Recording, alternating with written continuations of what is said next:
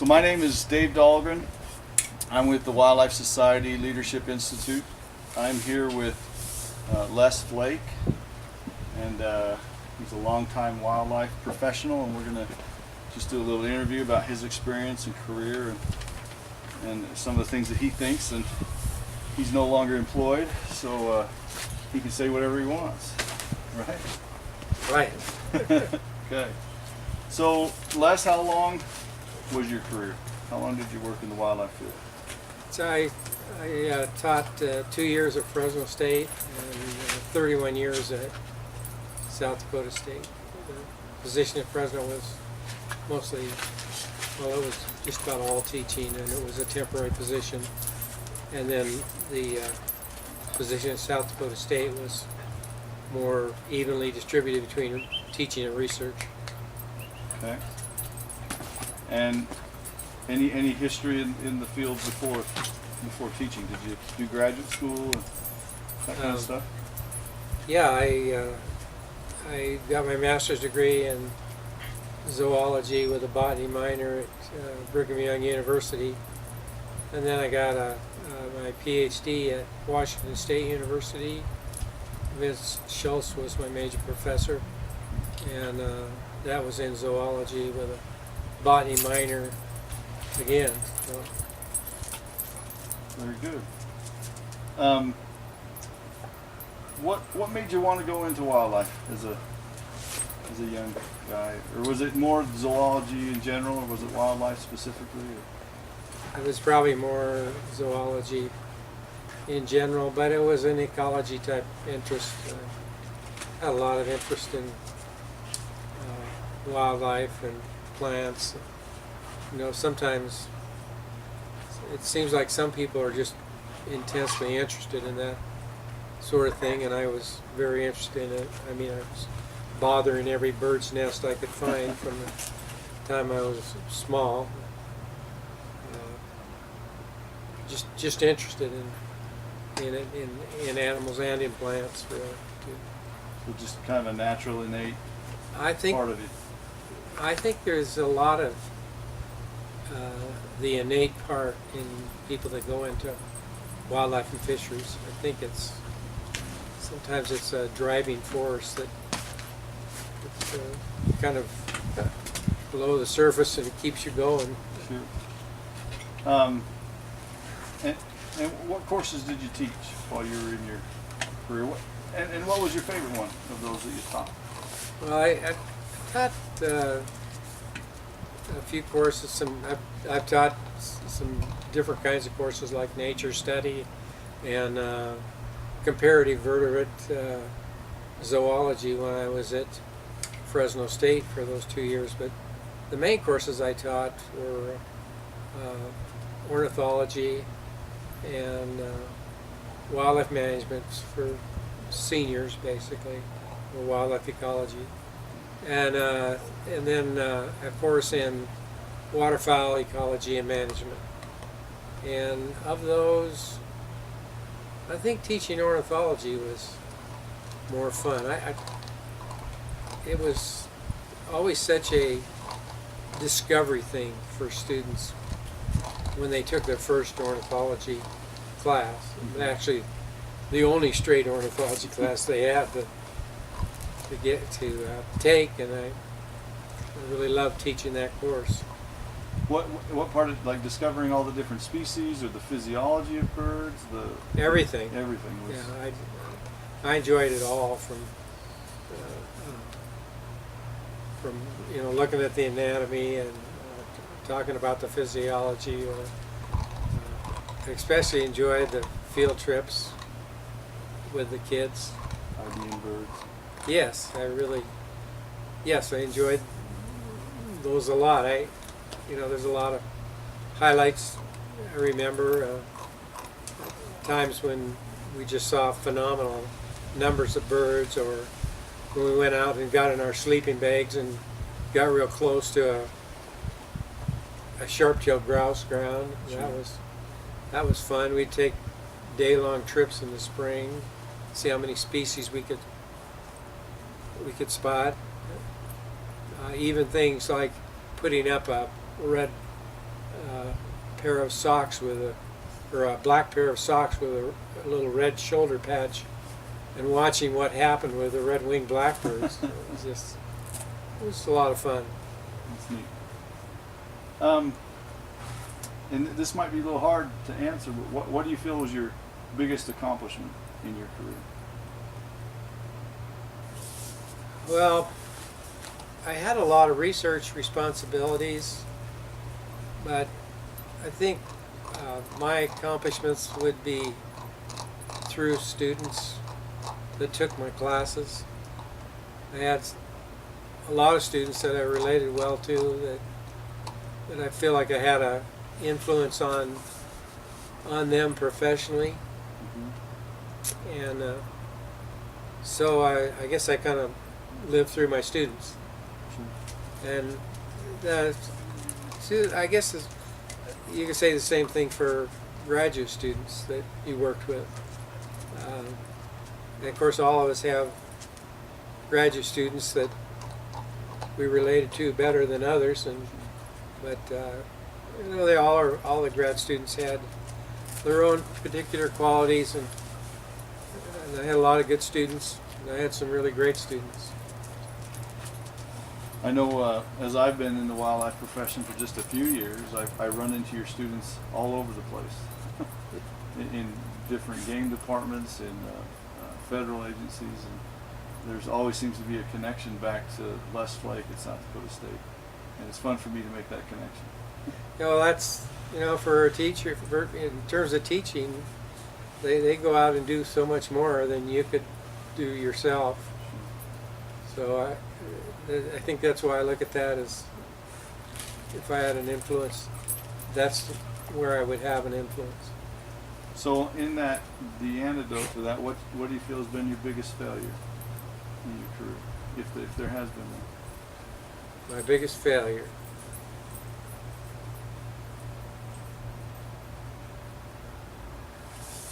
Well, I conducted a lot of research. I don't think that was a failure, but sometimes I think I never hit on the really big one. But maybe all of us are always looking for that big breakthrough. Right. So I figure I was more of a hard worker and not a brilliant brain. So Thanks for that. Sometimes it's hard to identify our failures or think back on what that might be. It is. I don't regret too much. I really like South Dakota. My family supported me, and we stayed together, and so that's been a positive part of life. My wife's been supportive. I don't have many regrets. Good. I'm glad for that. In the field of wildlife biology, management, ecology, however you want to do that, what's getting better about the field through your career? What's getting better? And what's getting worse? If that's easier. Well, we're certainly better in like some of the radio telemetry and the remote sensing of animals, studying their behavior and so on. And got such small, lightweight radios now. Our techniques are much better.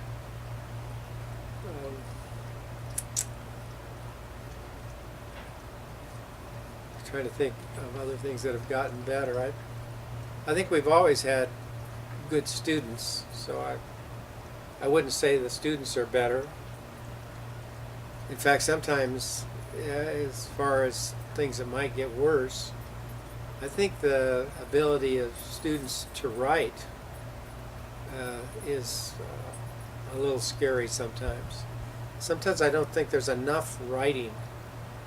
Working on how to write good sentences and paragraphs, and put things together. I think we've maybe regressed in that a little bit. We're maybe more advanced in computers, computers, of course, one of the really big advances for us, and finding information and so on.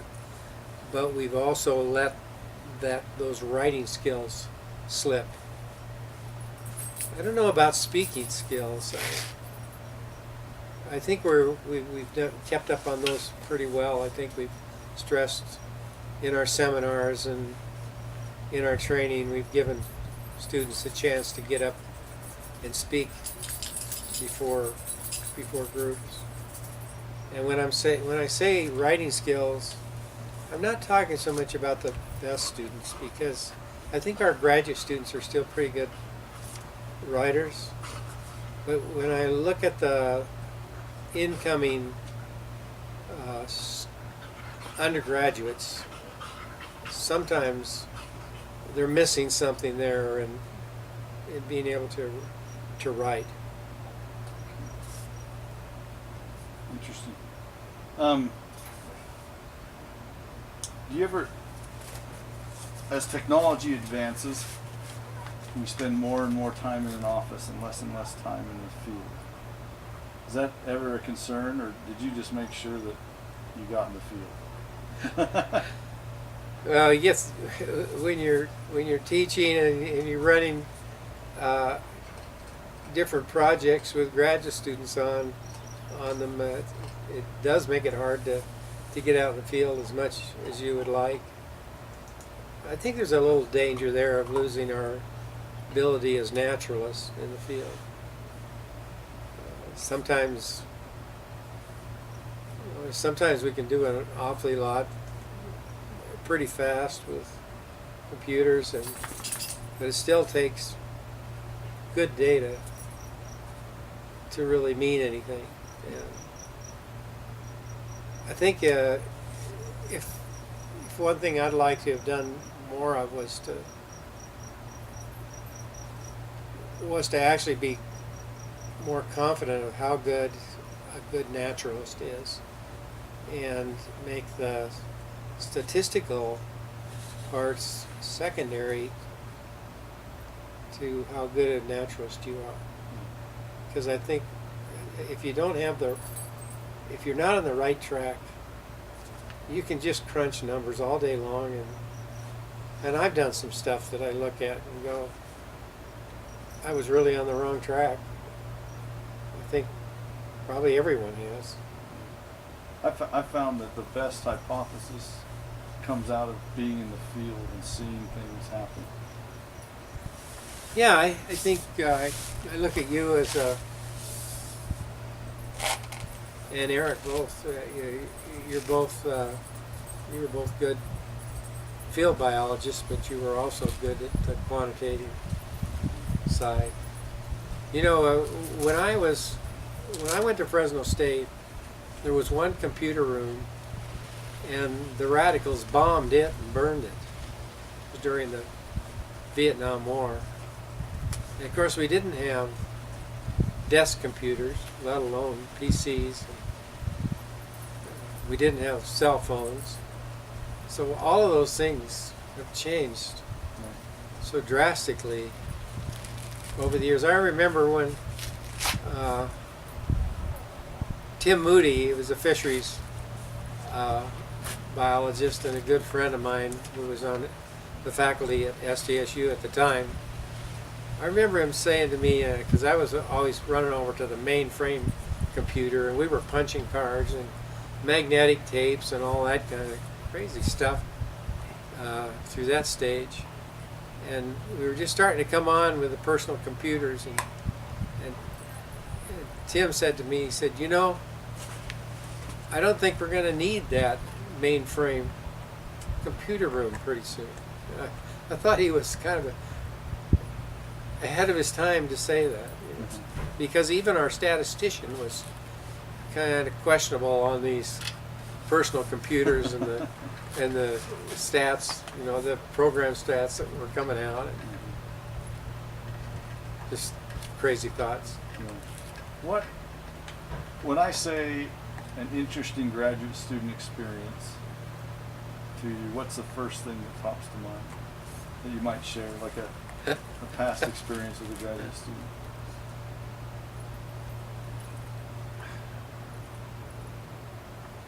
Oh, there's a lot of crazy experiences, but I don't know why this one comes.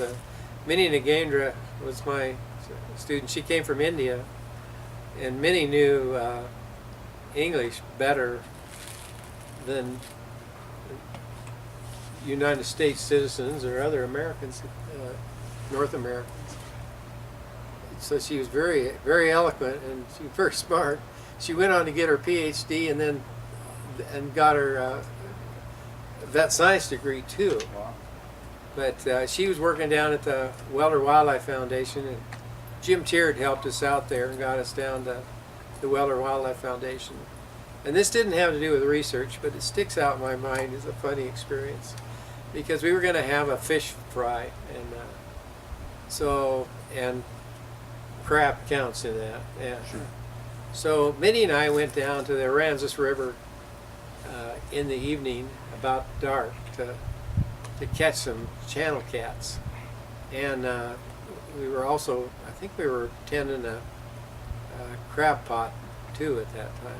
Going to look at that because they'd set the crabs that come up the Aransas there, and we were sitting there looking down we shined the light, and the two big bright beams come back at us, and it was a nice sized alligator.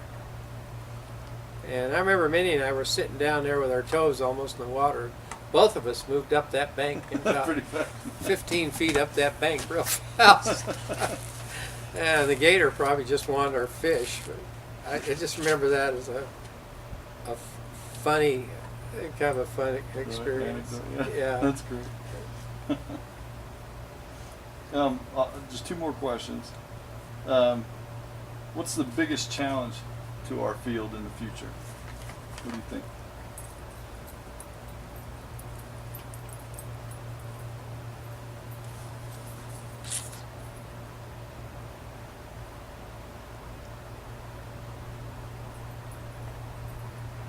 Well,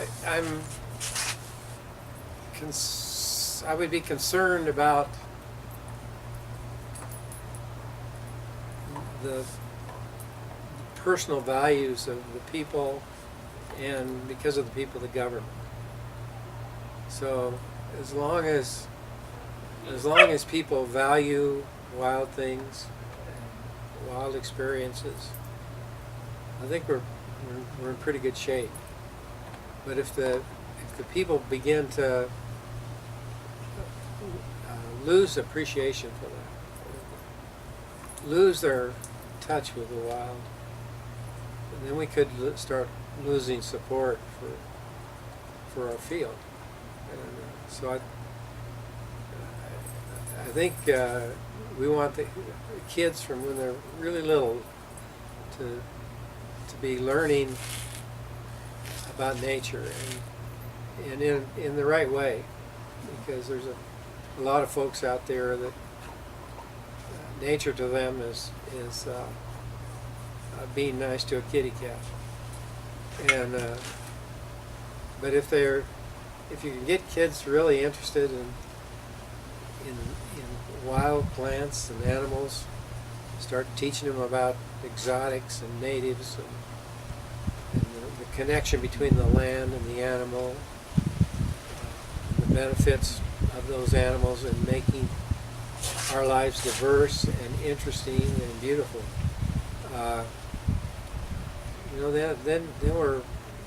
Then I see a future. But I think if there were there was a terrible economic crash over the entire earth, and the United States went into a very difficult to recover fall, like in the Depression, maybe worse. I think wild things and places and things that should be valued might be devalued, because people are just trying to survive. So I think that would be a threat too. So I think a healthy government, a good education system, teaching. And so I'm covering this enormous swath of everything from, grazing management and ecology and wildlife habitat, you know, all of that. But that was one of the common threads through some of the student comments was, you know, I think you tried to shove too much in.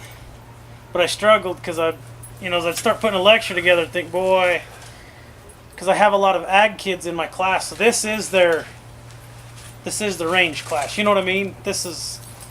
And so I struggled with that. You know, how do I balance that out? Because it seems like I'd constantly find myself kind of loading those lectures up. Well, I think you have a good point, and the kids have a good point, and I struggle with that all my life. That was, you know, there's just so many things you want to cover, and especially in, well, just most classes it was that way. And it's easy for me to say I wish I'd covered it less at times, but I think it would be better. It might mean dropping some of the detail. I'll tell you one thing that's making me think this way a little bit.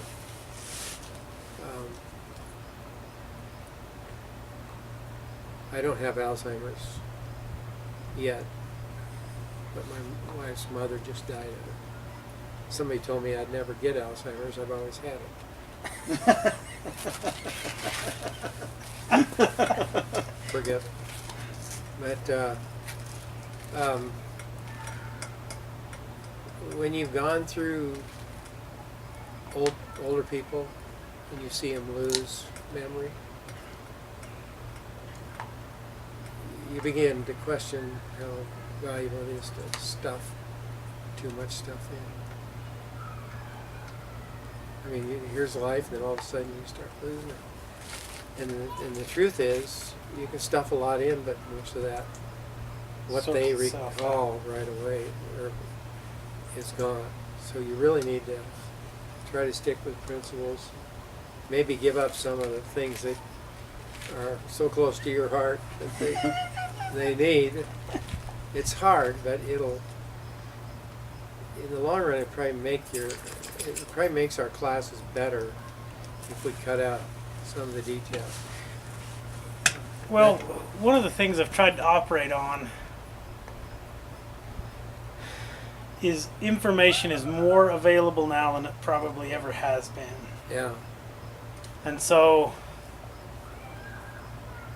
they probably thought I was schizophrenic because there were times in the class that I was pretty broad, focused on principles, but then on some of my pet issues I'd kind of want to bore down to the detail. And especially where this is principles class, I've tried to think about leaving it more principles based, but showing them where the details would be if they need, because I don't remember a lot of details on most stuff. I end up going and looking stuff up if I need specific details. You know, most of it is you remember. Well, and I'm a I remember and think in terms of broad principles more than Dave knows this really well. I'm not a detail person. I think I think you're right that you want to show them where to find things and help them discover new things and get excited about the topic. And maybe back off on how much they really need to memorize, and just think about what they would remember in a year. Yeah. If they weren't in that, I'm not being critical of you because I'm sure I gave so much stuff in ornithology, and I got the kids liked the class, but I know at times it was Now you know your old students are going to watch this. yeah. They're going to wonder. Well, we're not still on, are we? Oh, yeah. Oh, we are. I thought we were done. I know, I tricked it. Now look what I said. It can be used against you. Yeah. Yeah. Sometimes I do sometimes think about, a kid that had a lot of enthusiasm but just didn't do well, and they might have gotten a D or something. And that actually bothers me. Probably would like to go back and be a little softer. But on the other hand, we're so soft we've raised the grade curve way up Right. too. With the balance that. So it's a tough show. I struggled with that because there'd be times at night after I'd graded something, I'd sit there and think, you know, my real objective here is that they just learn something. I don't really care about an A or B, you know, but I realize at the same time we have to have a way of Yeah. assigning some sort of grade so that we can keep track of. Well, I think there's plenty of professors that did way better in college than they did in high school. I did better in college than I did in high school. By double. Just we're just way too interested in cars and girls and other things at that point. And I guess you're still interested in the girls in college. Maybe not so much of the cars. But, yeah, I don't know. It's interesting as professors and teachers. I think when we're trying to discover this potential in these students. Sometimes it comes up in funny ways. I was on one field trip that just absolutely convinced me that this kid needed to go to grad school. And there were other kids that were in his same boat. He was just kind of on the line. But he had such. We had a guest come from the Fish and Wildlife Service and talking about stuff, and he was so keen. And I could tell he wasn't trying to impress anybody. He just had really good questions, so I made a real effort, and I think he had me write him a letter of reference. And he did go on to grad school. I know he went and got his master's. He was probably kind of on the line. It's fun. Those students are really, really fun when you can take a student at your own just because you see they have this tremendous interest, or advise someone else to take the student and watch them take off.